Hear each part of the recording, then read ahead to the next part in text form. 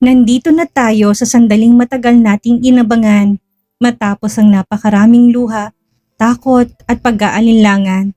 Sa wakas, tinanong na ang magic question. Sa part ni ito, masasaksihan natin ang napakagandang proposal sa tabing dagat. Ang kaba ni Dalton, ang mga luhang pumatak sa mga mata ni Cassandra at ang singsing na sumisimbolo sa bagong yugto ng kanilang buhay. Pero syempre, sa mundong puno ng drama, hindi pwedeng mawala ang kontrabida. Sa gitna ng kasiyahan at pagdiriwang, lilitaw ang anino ng nakaraan. Si Garrett na hindi matanggap ang katotohanan matapos na ang lahat at ang kanyang Uncle Delton na ang kasama ni Cassandra sa altar. Ano ang naghihintay na gulo sa gitna ng masayang dinner ng pamilya? Matatanggap na ba sa wakas ni Garrett ang pagkatalo o magpapatuloy ang kanyang pagmamatigas sa harap ng kanyang pamilya? Damhin natin ang tamis ng pag-ibig at ang anghang ng komprontasyon. Simulan na natin.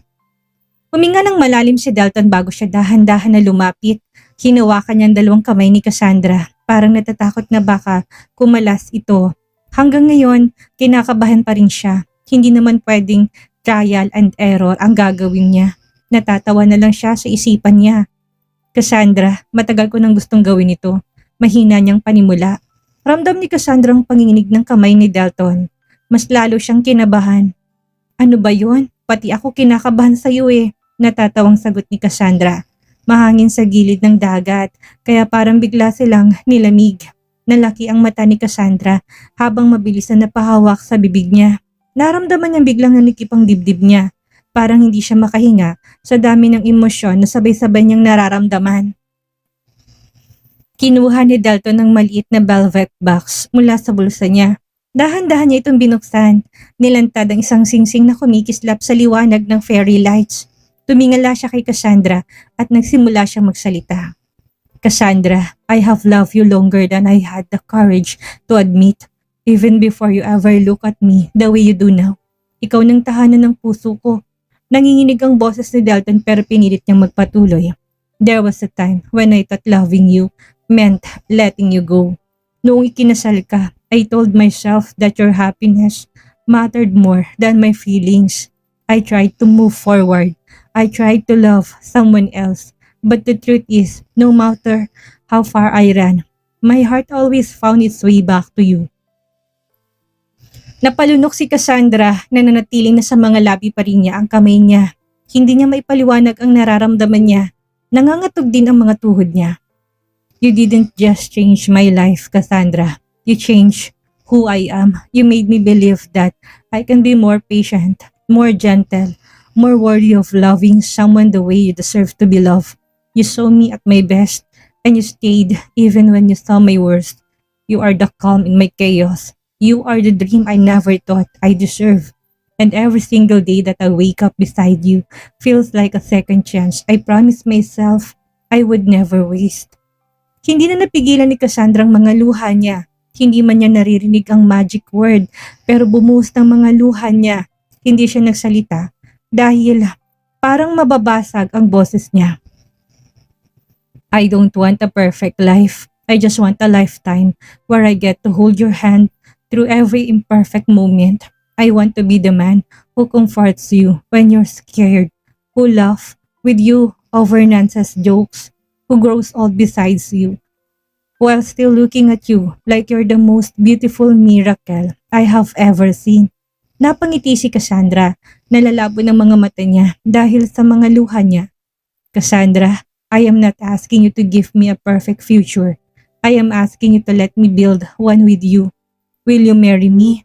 Maging ang mga labi ni Cassandra ay nanginginig na. Bahagyang natawa si Cassandra nang makita niyang nanginginig din ang mga kamay ni Dalton habang hawak-hawak ang box ng singsing. Ilang beses siyang nagtangkang magsalita pero walang lumalabas na boses. Tumango siya ng paulit-ulit habang umiiyak at tumatawa nang sabay.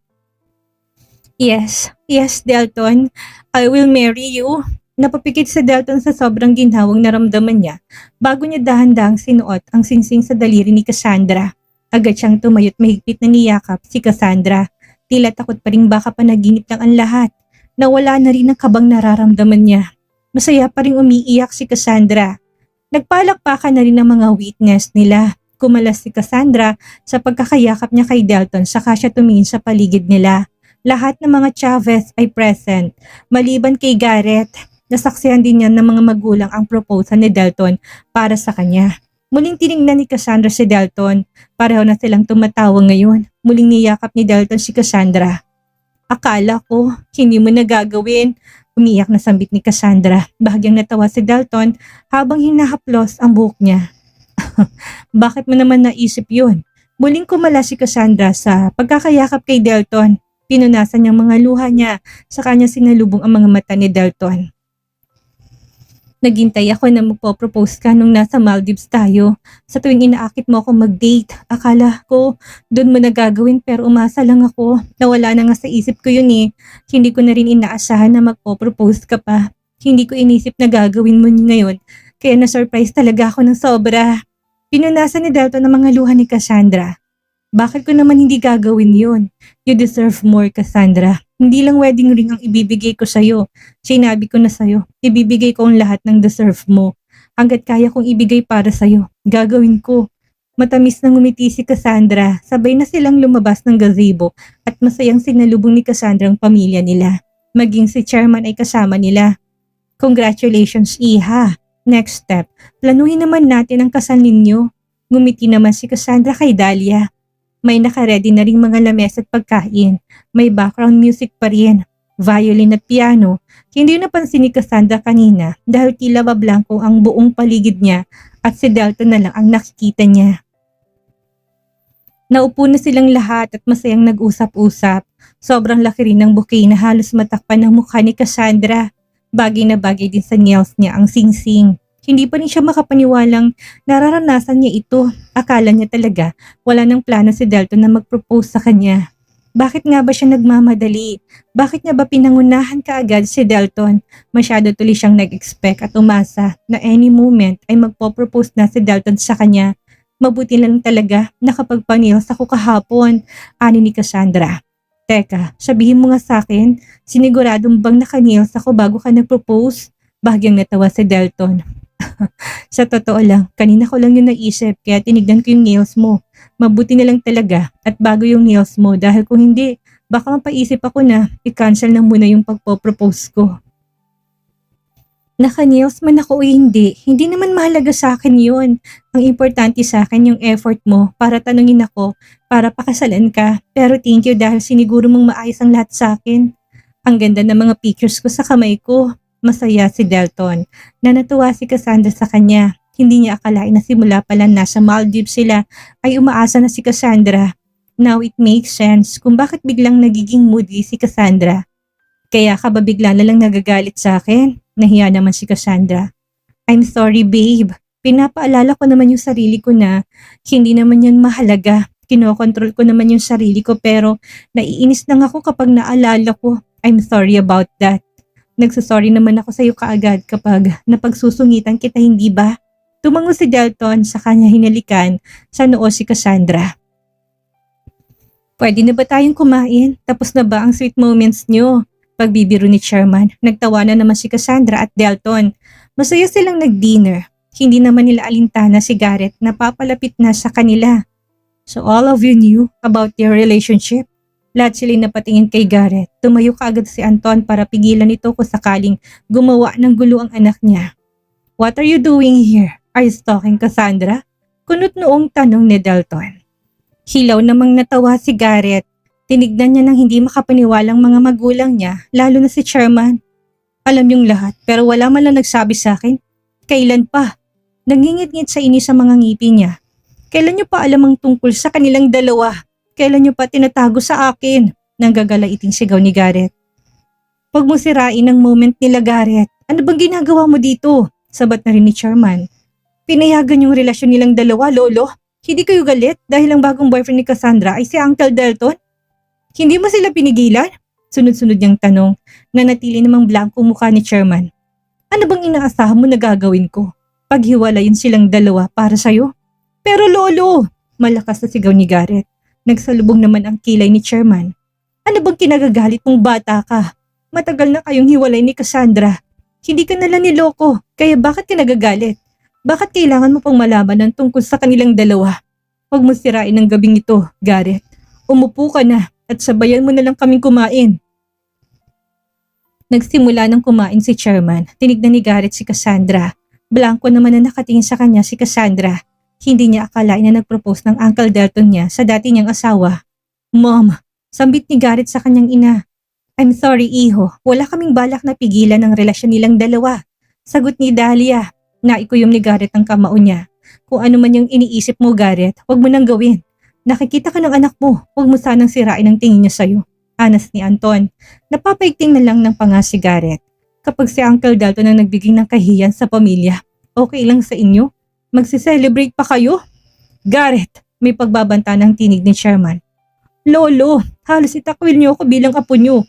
Dahil sa ginawa ko tapos ngayon ang bunso mong anak ang magbibigay ng kahiyan sa'yo. Okay lang sa'yo?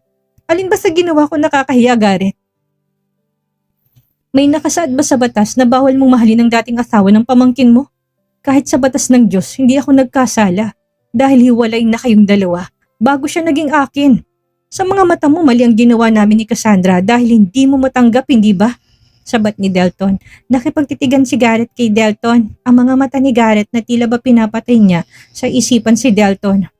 Lo, Dad, alam niyong pagkakaguluhan na naman tayo ng media kapag nalaman nila to. Baling ni Gareth sa kanyang ama. Umaasa siyang pipigilan nila ang relasyon ni Delton at ni Cassandra. Matagal naman ang pinagkaguluhan ng medyang pamilya natin. Wala akong nakikitang mali sa relasyon ni Delton at ni Cassandra.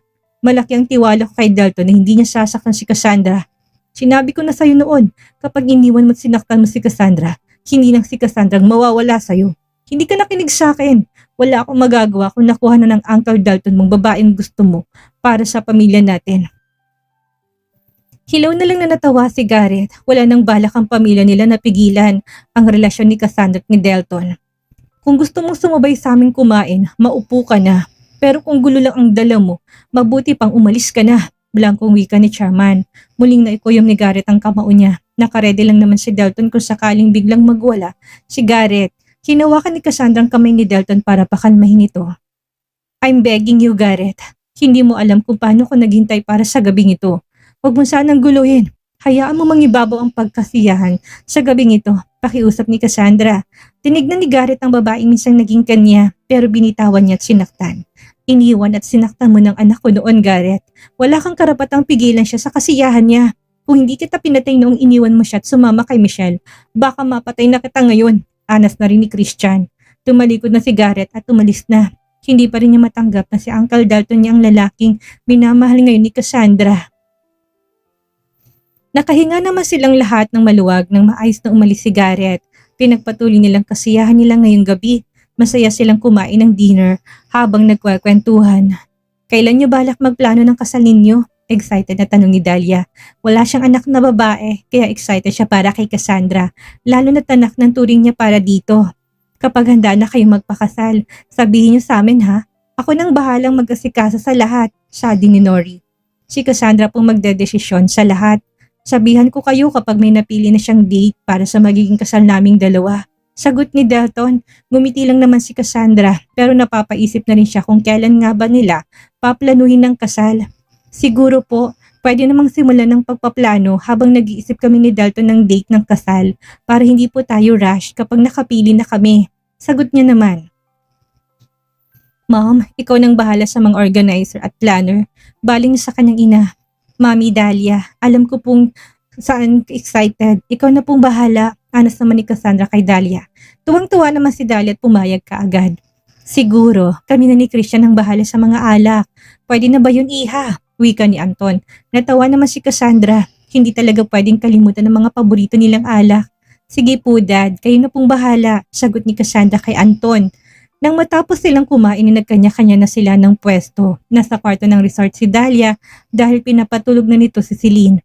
Habang nag-uusap naman si Anton at Chairman, ang mag-asawang Mendoza naman ay ilang metro rin ang layo mula sa kanila habang nakaharap ang mga to sa dagat. Si Cassandra at Dalton naman ay nasa loob ng gazebo, nakaharap din sa dagat. Nakahilig si Cassandra sa balikat ni Dalton habang nakaangklang mga kamay niya sa braso ni Dalton. Pakaramdam niya na nanaginip pa rin siya hanggang ngayon. Akala niya talaga hindi na gagawin ni Dalton na mag-propose sa kanya. Are you happy? Tanong ni Dalton sa kanya hinalikan sa ibabaw ng ulo si Cassandra. Oo naman, pangarap to ng maraming mga kababaihan. Thank you, nang dahil sa'yo naranasan ko rin ng ganitong proposal. Akala ko kasi, pakakasalan mo na lang ako kaagad. So, totoo naman, hindi na ako nag-expect ng proposal. Ang iniisip ko na lang, ang mahalagay mahal mo ko at kaya mo kong ipaglaban sa lahat. Pero salamat pa rin dahil pinaranas mo pa rin sa akin to. I'm so happy. Really happy. Sagot niya saka siya umupo ng maayos at tinignan si Delton. Napapangiti naman si Delton. Masaya siya kapag napapasaya niya si Cassandra. Nanatili na muna silang dalawa sa ilalim ng gazebo habang nag-uusap, pinag-uusapan na rin nila ang tungkol sa magiging kasal nilang dalawa. Sa tingin mo ba, maganda kung full moon ang araw ng magiging kasal natin? Tanong ni Cassandra. Ano bang gusto mong kasal? Garden wedding ba?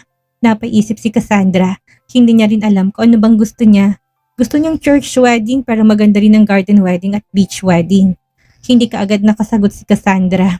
Kung gusto mo naman church wedding tayo tapos ang reception natin kung anong gusto mo, garden or beach, ani ni Dalton. Napabuntong hininga si Cassandra. Garden man o beach ay pareho nilang makikita ang buwan kapag dumilim ng buong kalangitan. Sa tingin mo ba, mas maganda kung sa beach ang reception? Kasi di ba kapag lumabas ng full moon, maliwanag ang buong dagat nun. Hinawakan ni Dalton ng kamay ni Cassandra saka ito tinignan sa mga mata. Kung ano yung gusto mo. This is our wedding. Kung ano man yung dream wedding mo, ibibigay ko yun sa'yo. Kung gusto mong full moon, dapat piliin natin yung full moon na maagang lumalabas. Napangiti si Cassandra saka siya tumango. Okay, sa beach na lang ang reception natin. Dapat maganda rin ang panahon noon para naman hindi masira yung celebration. Hindi lang naman akong ikakasal dito. Ano bang dream wedding mo? Ayaw ko namang ako lang ang mag-enjoy. Babe, ang dream wedding ko talaga ay ang dream wedding na mapapangasawa ko. Gusto kong ibigay sa'yo kung ano man yung nai-imagine mo magiging kalalabasan ng reception at ng ceremony. But don't worry, hindi yun dahilan para hindi ka tulungan magplano. I will tell everything to you kung ano lang yung gusto kong idagdag. Muling napangiti ng matamis si Cassandra. Inihilig ni Cassandra ang ulo niya sa balikat ni Dalton. Kita na nilang refleksyon ng buwan sa dagat. Hindi man ito full moon pero maliwanag pa rin to. Paano pa kapag full moon na to? Maliwanag ang kalangitan, walang ulap at napakaraming bituin. Banayag lang din ang bawat alon ng tubig. Unti-unti na ring lumalamig ang hangin dahil palalim ng gabi. Tinignan ni Cassandra ang singsing niya, napapangiti siya, gustong-gusto niya ng design na napili ni Dalton. Para bang kilalang kilala na siya ni Dalton, alam na alam nitong mga gusto niya. Kailan mo to binili? Kuryosong tanong ni Cassandra. Tinignan na rin ni Dalton ang singsing sa daliri ni Cassandra. Matagal na, nung bumalik ako ng France, binili ko na yan. Unang kita ko pa lang kasi dyan, ikaw na kaagad ang naalala ko. Hindi ako nagkamali na babagay yan sa daliri mo. Ibig sabihin matagal mo ng plano mag-propose sa akin? Mahinang usal ni Cassandra na hindi pa rin makapaniwala. Oo naman, kung hindi lang dumating ang sunod-sunod na problema sa atin, matagal na ako nag-propose sa'yo. Mabuti na lang talaga at natapos na rin ang mga problema nila. Napanagot ng mga taong nagkasala sa kanila. I want to spend my life with you. Malambing na saad ni Cassandra. Pinatong na rin ni Dalton ang ulo niya sa ibabaw ng ulo ni Cassandra. Ikaw din ang gusto kong makasama habang buhay, Cassandra. Hindi ko alam kung ano magiging buhay ko kapag nawala ka sa akin. Hindi mo alam pero ini-imagine ko na kaagad ang buhay nating dalawa kapag matanda na tayo. Habang abalang nagluluto ng mga makakain ang mga anak natin, naglalaro naman ang mga apo natin habang tayong dalawa nakaupo lang sa swing at pinapanood ang pamilyang binuo natin na magkasama. Bahagyang natawa si Cassandra pero kinikilig siya sa sinasabi ni Dalton. Ang advance mo namang mag-isip. Talagang nasa literal lang ending ang imagination mo. Ikaw lang ang gusto kong makasama hanggang sa mawalan ako ng hininga. Ikaw lang, Cassandra. Ramdam ni Cassandra ang tila kiliti sa puso niya. Pagkatapos ng madilim na nangyari sa kanya, magiging masaya pa rin pala siya. Makakahanap pa rin pala siya ng lalaking mamahalin siya ng sobra. Hindi niya alam kung paano pasasalamatan si Dalton dahil dumating ito sa buhay niya. Akala niya mababalot na lang ng galit at puot ang puso niya. Kung hindi lang iniisip ni Cassandra ang nararamdaman ni Dalton, baka hanggang ngayon ay naghihiganti pa rin siya kay Michelle at Garrett. Malalim ng gabi na mapagdesisyonan nila na pumasok na rin ang kwarto nila. Kinabukasan, bago sumikat ang araw ay ginising na sila ni Dahlia. Hirap na hirap pa si Cassandra na imulat ang mga mata niya dahil pakaramdam niya kakatulog lang nila ni Delton. Anong oras na ba? Paus na tanong ni Delton. Inalis ni Dahlia ang kumot na nakabalot kay Delton at Cassandra. Mabuti na lang at hindi sila nakahubad. 5:30 na ng umaga. Ang sabi niyo gisingin ko kayo bago sumikat ang araw dahil gusto niyong kumain tayo habang nanonood ng sunrise. Bumangon na kayong dalawa dyan. Mainit na rin yung tubig na mainit. Matulog na lang kayo ulit kapag nakabalik na tayo ng Metro Manila. Wika ni Dahlia. Inaantok pa silang dalawa pero naupo na sila sa kama. Gusto pa nilang matulog dahil antok na antok pa sila pero silang nagbili na kumain sila habang nanonood ng pagsikat ng araw. Hihiga pa sana si Cassandra nang pigilan siya ni Dahlia. Wala nang matutulog. Kayo nagsabi kagabi na kailangan ko kayong pilitin na bumangon ng maaga. Napapanguso na lang si Cassandra. Nauna namang pumasok ng bathroom si Delton. Mom, sobrang aga pa naman yata, reklamo ni Cassandra. Lumapit si Dahlia sa bintana at hinawing mga kortina. Cassandra, kita mong sikat ng araw sa likod ng bundok? Ilang minuto na lang, sisikat na yan. Paano pa natin yan mapapanood kung matutulog ka ulit? Napilitan si Cassandra na bumangon. Nang lumabas ng bathroom si Delton ay sumunod na rin siya. Nang matapos silang dalawa ay saka sila lumabas ng kwarto nila. Silang dalawa na lang ang hinihintay. Nagkakape ng 3 lalaki habang nakaharap ang mga to sa papasikat na araw. Napangiti si Cassandra. Ang ganda, usal niya. Na wala naman ang antok na nararamdaman niya. Pag-upo niya binigyan na sila ni Nori ng mainit na kape. Si Nori at Dahlia ang nagluluto ng breakfast nila. Bangong-bango naman si Cassandra sa niluluto ng mga itong sinangag na kanin. Nakakagutom naman yan. Kakain na ba tayo? Excited na tanong ni Cassandra.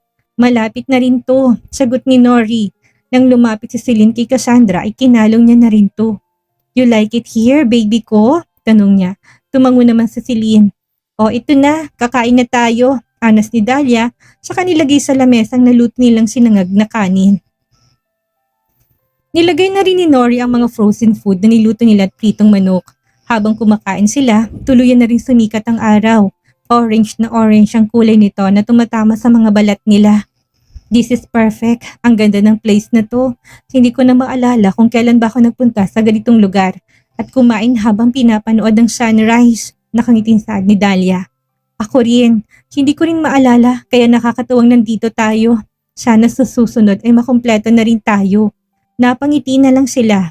Nasa kulungan pa rin si Michelle habang si Garrett ay tila hindi pa rin matanggap ang relasyon ni Cassandra at ni Delton. At dyan nagtatapos ang ating episode ngayong araw. Nakita natin ang matamis na oo ni Cassandra at ang pagkakabuo ng isang pangarap ng akala niya ay malabo na. Sa kabila ng mga eksena ni Garrett, kitang-kitang tibay ng suporta ng pamilyang Chavez. Isang patunay na kapag tamang nilalang na pinili mo at totoong pagmamahalan, walang intrigang makakasira sa inyo. Ang aral na mapupulot natin ngayong araw, minsan ang pinakamagandang bagay sa buhay natin ay dumarating sa oras na hindi na tayo nag-e-expect. Si Cassandra, nung binitawan niya ng pag-aalinlangan, sa kanya nakamit ang ligayang nararapat para sa kanya. At para naman kay Garrett, sana'y matutunan niya ang tunay na lakas ay wala sa pagpilit sa nakaraan, kundi sa pagtanggap sa kasalukuyan at pagpapatawad sa sarili. Sa ating mga listeners, sana'y naramdaman nyo rin ang kilig at kapayapaan na hatid ng sunrise scene ni Cassandra at Delton. Sa tingin ninyo, magiging maayos na ba talagang lahat sa pagitan ni Garrett at ng kanyang pamilya? O may susunod pang pagsubok na hamon sa relasyon ng ating mga bida? I-comment nyo ng inyong saloobin. Ako pong inyong narrator, si Miss Maria. Hanggang sa susunod nating kabanata.